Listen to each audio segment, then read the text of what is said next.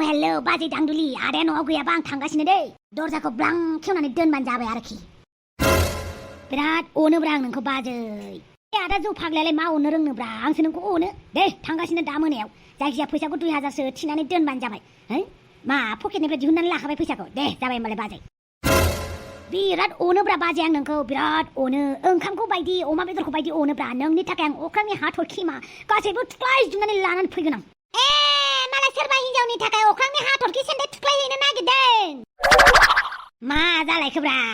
मालाय हिनजावनोबा अख्रांनि हाथरखि थुख्लायहैनो नागिरो नोङो न'आव जे गेस सिलिन्डार जोबनानै दङ मानो लायाखै नोंलाय न'नि खामानिफोरखौबा नोजोर होआ मालाय हिनजावफोरनोबा अख्रांनि हाथरखि सेन्देल थुख्लायहैनो ओंखारदों देलाय थुख्लायहैलाय माबायदि थुख्लायो आंबो नायनि जोंहानि फिसालाया माबोरै अख्रांनि हाथरखि थुख्लायहैलायो मा बुंलाबायोब्रा लाजिनाय गैयै हरसे हरसे गोमागोन फुजा मेला दावदै खेला जुवा सेरेब लोंहैगोन न'आव मोनायाव फैगोन आरो हिनजावफोरजों रायलायनानै अख्रांनि हाथरखि थुख्लायनो ओंखारदों नोङो थां मोसौनो दै हैथां मा जालायखो मा खालामलायखो बियो न'आवहाय गेस जोबनानै दङ गैया बेखौ लायनो नागारि मालाय हिनजावफोरजोंसो रायलायगासिनो बेबो मालाय अख्रांनि हाथरखि सेन्देल थुख्लायहैनो नागिरदों रावबो साइन्टिस्टानो हायाखै अख्रांनि हाथरखि थुख्लायनो बेहालाय बबेनि माखौ एसेबां सिरियास सानोलय लाजिनाय गैयै थां मोसौआ दै दौहैथां लाजिनाय गैयै हिनजावफोरजोंल' रायलायनो रोंगौ देलाय दे मोसौनो दै दौहैनि आङो बांद्राय रायबाय थानाङालै मा होनबावगोन आं बेखौ लाजिनाय होननायानो मोनसेबो गैमारला बेनाव माथो खालामबावनो देनां बैसो रागबासो बुजिगोन बियो मालाय दामब्रा आंखौ नुनानै मा सानदों नों आंखौ नुनानै नोंबो मिनिनो ओंखारदों नङा होमबा दामब्रा मानो होननानै बुङोब्ला आं नोंनि थाखायबो रायजानांगौ गोनां जायो मिथिबायना दामब्रा साला नों फुङाव न'निफ्राय थंब्लेट फैनानै मोनायाव गलि लाहैनो रोङा मानो मालायनि बारि बागान थांथिंलाबायो मालायनि माइ गोमोन जालाबायो मानो एक्सट्रा रायजा होयोब्रा नोंला बिमा बिफाया आंखौ ओरैनो रायखायो आरो बिनि सायाव नोंनि थाखायबो रायजानांगौ जायो बिराद गाज्रि आखल दामब्रा नोंना बिराद गाज्रि आखल मा बेलाय नोंनि थाखायनो एक्सट्रा खामानि ओंखारबावो आंहा बिदि खालामनानै होनाङाब्रा आं बोरैबा मोनथारोना साला आखला थिग नङालै मालायनि मोसौ दामब्रिफोरखौ बिराद होसोथिङोनो माथो नों बिदिखि जायो आं हारसिं बोरै थानांगौ जाखो मोसौ दामब्रि गोदान नागिरनानै होफैनो हाया नामा साला मा एसे गाज्रि नोंलाय नोंनोबो गार्लफ्रेन्ड नांलायगौ नामा नाङा थायो नामा बुहुमाव जेसेबां हां लानाय बुस्थु दं गासिनोबो जरा नांगौ आंनोबो मोसौ दामब्रि नांगौ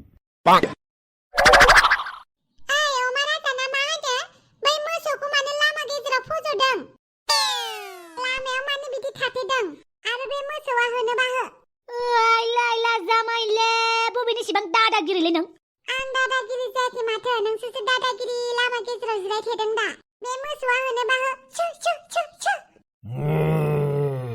आच्छा माखौ इसेबां रागा जोंदों नों सोमबेबेनो मा आंखौ गोसोम होननानै बासिदों नामा आं सोमबे जाखो मा जाखो नोंनिख्रुइथ' आं बिराद नायनो मोजां लायला मा एसे खुगालै नोंथ' नारजि बुदांमोननि न'आव खामानि मावानो होनलाय आं बिसानि न'आव खामानि मावो मा जाखो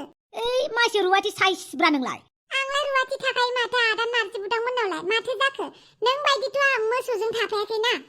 लेखा रोङा मा एसे दुगिब्रा नोंला नों लेखा गोरोङालाय माथो जाखो जेबोखौनो मावा नोङो आं बायदि रुवाथि बायदि फैसाखौनो इनकाम खालामनो हाया माथो एफा दुगा गावखौनो बिराद माहाजोन बायदि मोनना लाथारबाय नामा नोंलाय आं रुवाथि थायै मेल्ला फैसा बुथुमबाय नों बायदि मानसिखौ आं फिसिनोबो हाबावग्रा जाबावबायसो आच्छा आं जेबो खामानि मावनो रोङा जाहैबाय नों बायदि सिख्लाखौ आंबो ताल लायाब्रा नों बायदि सिख्लाखौ आंनोबो नाङा नों बायदि सेंग्राजोंलाय सोर हाबा जानोसै जेरावबो उदाया मैयावबो थाङा हालावबो थाङा जोंफोरा रुवाथि थायोबाबो नोंफोरबायदि मानसिखौ जोंनो नाङाहाय नों आंनि लेभेलनि मानसिबो नङा सासे रुवाथि थाबथिंग्रा मानसियानो आंखौ बिदि बुंदों रुवाथि थाबथिंग्रा जानो हागौ नाथाय जोंहाबो स्टेन्डार्ड मेनटेन खालामनो रोंगौ मिथिबाय नोंसोरबायदि आदुवा मानसियालाय मा रोंगौ होगा दामब्रा हेगारना होदोलै माथो बेसेबांबा गाज्रि लाजि फोनांनानै थांजाबाय नोंलाय अमा राजा माथो बुंबावनोब्रा दामब्रा फैसा थाखा गैजायाबा रिक्सा आवला थेला आवला रुवाथि थाग्रा दाहोना थाग्रा बखालि लावखारफोरजोंबो लाजि फोनांजायो दिनै आंनाव फैसा थाखा गैया नालाय रावबो आंखौ भेलु होआ सानसे नायबायल' था दामब्रा नैबे अमा राजाया एमएलए मन्थ्रि जागोन आरो मानसिफोरखौ सासन खालामगोन दे जागोन सिगां आंनो दामब्रि नागिरनानै होग्रो मा एसे थास'ब्रा नोंलाय होगोन ना नोंनो आंहानो साला हिनजाव गैया गार्लफ्रेन्ड गैया नोंसो मोसौ दामब्रि नांगौ ना नोंबा आंखौ माथा जानाङाब्रा दामब्रा आंहानोबा मा जानानै दङ दिनै आंहा हाबा जानाय हिनजावजों लाइन मारिनांगौ दा मोनायाव बेनिफ्राय 2000 फैसा लाबोनांगौ मानो होनोब्ला आं आंनि मोदोम फानगोन देहा फानगोन माथो होनबावनो हिनजाव मानसिफोराल' गावसोरखौ फाननो हायो नामा आंबो आंखौ फानगोन स' दिनै गिबि खेबनि थाखाय आङो 2000 नि फानजाहैनोसै होद दुगैखाहैनोसैलै नों थाथ'दोलै दामब्रा दा हारसिं थांबानो जाबाय गावखौनो फाननो नागिरबाय सि बेबायदि मानसि जानायमोनब्ला आं लाजिसिगौमोनसो मा होनदोंलै नों गावनि देहाखौ फाननो नागिरदों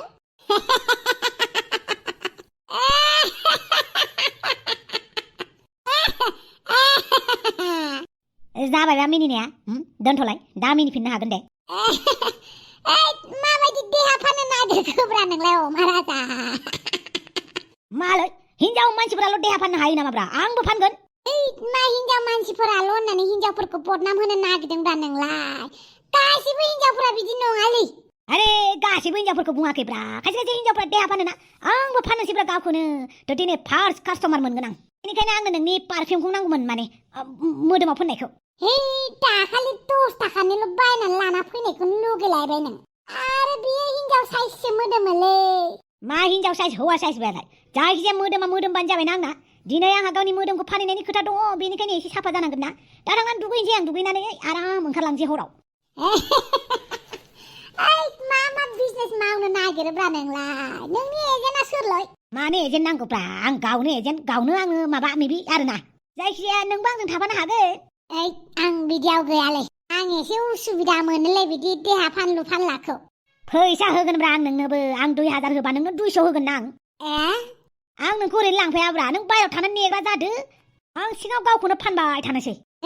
माइसि गाजा रायलायथारोलै नोङो बोरैबा खोनाथारबायलै आं खोनासं आंहा नोंनि सायावल' फोथायनाय दंलै गुबुनफोरखौ आं बांद्राय फोथायनो हाया बेनिखायनो नोंजों आंजों बिजनेसखौ मावनोसैब्रा नों फैसा खांग्रा जादो आं गावखौनो फानग्रा जानोसै सन्थलाखौ लिंलै बे सैथो खोथा खोन्थाथिंग्रा मानसिखौ आं नाङालै बेनो सैथो खोथा खोन्था जायालै बयनोबो सैथो खोथा खोन्थाना होयोना बियो आं थगायनो रोङालै होननानै बेबो मोनसे बे हले सैथो खोथा लाखुमायालै मानसिया खोन्थाथिंखायो बेनिखायनो आं दुगैहैनोसै एसे साफा जाहैनोसै ओमफ्राय मोनाबाथाय आंनि देहाखौ आं फानहैनो थाखाय रेडि जानोसै ओमफ्राय नों बाइकखौ लाबानो जाबाय दे जागोन ना नों मानो मानसिया आंखौ जानला मानलायाव लाफाबाय थायोब्रा लोगोआ मानिथो बेफोरबायदि खामानियाव ज' जाजाय रानलायलायनानै बाहाग खालामलायनानै जायाबा मानि लोगो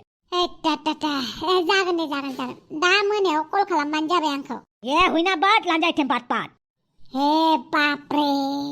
गावनि मोदोमखौसो फाननो नागिरबायलै बियो मा जाबावलै बेजों हिनजाव मानसिफोरखौसो खायसे खायसेखौ खोनालाबाय थायोमोन फेसबुकआव माबा बेहा मोदोम फाननो ओंखारलाय लांबायलै गैलालै दानाबा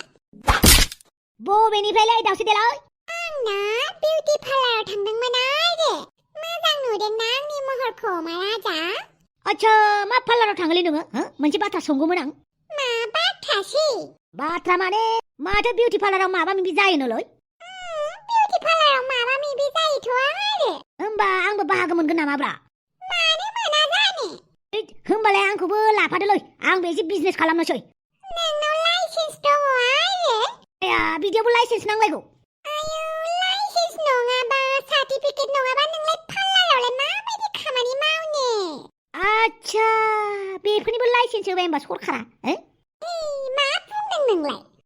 माने बिउटि पार्लाराव आंनोबो खामानि नांगौमोनलै बिउटि पार्लाराव नोंबो खामानि मावनोसै आरो नों रोंगौ आरो बिउटि पार्लारनि खामानिखौ रोङा जाबाय बिराद मोजां रोंगौलै आङो मुसुगुर फुनो खानाय सुनानै होनो खानाय हानो रोंगौ आरो बिदि नङाब्रा बै मोनसे खामानिया बै मोनसेया मा खामानि बा बै मोनसेया मा खामानि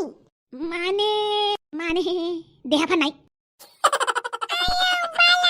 मा होनदोंहाय नोङो आं मोजाङै खोनायासै देलाय बुंफिनलाय अमा राजा साला खोनासंनो मोजां मोननानैसो सोंफिनखो ना माखोब्रा माने देहा फाननो आंनि सोलेरखौ सोरनो फाननो नागिरखो नोंलाय नोंनि देहाखौलाय बुजियाब्रा आं होनदोंखि आं आंनि देहाखौ फाननोसै माथो बिउटि पार्लाराव मानसिफ्रा माबा देहा फाननो बिराद माहाजोन जादोंनो खायसे खायसेया बेनिखायनो जों हौवाफ्राबो उनफिननानै थालाब्रा जों हौवाफ्रालाय बाहागो मोनगोन ना मोनालै आंखौलाय मा साननानै बिदि सोंनांबाय आंहालाय पार्लाराव देलाय जानोसो थाङो ओमफ्राय नोंहा माथो आं नोंनोसो खोन्थादोंब्रा ओमफ्राय बे खोथाखौ नों रावनोबो खोन्थाना दै जागोन ना जुदि बेनिफिट मोनोब्ला आं नोंनोबो फैसा होगोनब्रा नंगौ औ नंगौब्रा मानो होनोब्ला माथो मानसिफ्रा पार्लाराव मावग्राफ्रा सोरबा हिनजावसाफ्रा माने गासिबो नङा आरोना माहाजोन जाजोब्बायनो बेनिखायनो आंबो पार्लाराव थानोसै आंखौनो फाननोसै बास नों कास्टमार नागिरनानै होदो आरो मोनसे मोजां पार्लार नागिरनानै होदो बास आंथ' बिदि मिन्थियाहाय नाथाय पार्लारनि बिगोमाफोराव सोंहैथां नोङो सोरनावबा जाय बेफोरबायदि खामानियाव मावथावगौ बिदिनाव बे खामानिखौ नोंनाव होबायब्रा आङो माबायदि अपेन रायलायथारदोंलै बिसोरलाय से आं गैलालै बेयाव रा पार्टनारसो जोङो पार्टनार आं गैयालै बिदियाव अमा राजा नों नोंनि देहाखौ फानोबा नों बुरै माहाजोन मानसिफोरनो फाननो हागोन मिथिबायना नंमारगौ ना मिनिस्टारनि हिनजाव थिकादारनि हिनजाव गिदिर प्रफेसर मास्टारफोरनि हिनजाव गिदिर लाखुमा माहाजोनफोरनि हिनजाव बिसोर नोंखौ बायनो हानाय होमबालाय नागिरदो कास्टमारखौ बिनिफ्राय रावनोबो खोन्थानो मोना रावनोबो खोन्थानो मोना बाथामिज बिजनेस पार्टनाराखि गावबा गावनि सिक्रेटखौ खोन्थानो मोनो आरो जों रावनोबो खोन्थानो मोना बामरा नोंबो खोन्थानो मोना आंबो खोन्थाया आरो अमा राजा नोंहा खोन्थाना लानाय माने नोंहानि गन्थङानो जनाय दे होमबालाय आं ओंखारनोसै दा मोनायाव आंहा सासे कास्टमार दं बेनिफ्राय दावसे देलाय नोंहा पार्लारनि जगारखौ खालामनानै होनांगौ अके होमबालाय दाहाय लोगो मोनसै नङाबा गाबोन आयो बामरो नोंबो अमा राजाजों पार्टनारशिपआव दंलायो आरो नोंबो देहा फानगोन थाब बिदि गैयालै बे अमा राजाया जात खामानियाव लिङोलै थाफाग्रा जानांगौ बिनो थाफाग्रा फैसा जावग्रा अके आं नोंसोरनो कास्टमार नागिरना होगोन हिनजाव कास्टमार नोंसोरो आं थिनहरनाय एड्रेसाव थांबानो जाबाय दे जागोन दे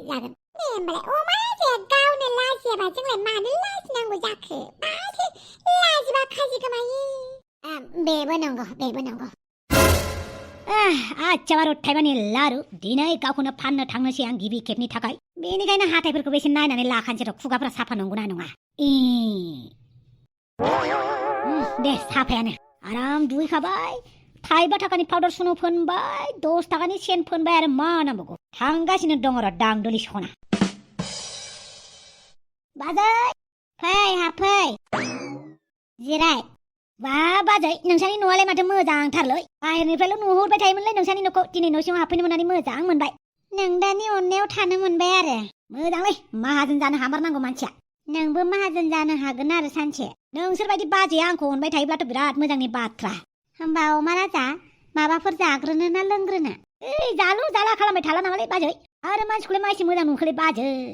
बांसिनसो फिट फाट जानानै दंलै मानसिया जिमाव थांदों नामाब्रा बाजै औहाय उदै गिदिर होननानै आंखौ नोंदाया बासिबाय थायो मालाय सिख्लाफोरखौसो नोजोर होयो बेनिखायनो जिमाव थांदों आंबो थांनांगौ बाजै थांनांगौ नोंबो फ्रात फ्रिट जानानै था होमबासो आदाया मेगन सागोन आंनि हिनजाव एफा साइज होनानै आरो जिबायदिखा नोंबो साइजखा बिउटिफुल करगै चुल खालै बाजै नोंनि देहाफोरा दे मोजां नुदोबाथ' मोजांनि बाथ्रा र' आं साहा फुदुंना लायना फैनि फै नोंखौ खेबसे मोजाङै नायनानै लाग्रोनि बिनि उनाव साहा फुदुङो ना मा फुदुंदो नांगौ नामा बिराद मोजां मोदोमदोंलै नोंनि खानाय बिलाइया बाजै मल मल रजनी गन्धा बिबार बायदि दे दाहाय बाखनायबाय थाबानो जाबाय आं साहा फुदुंहैनि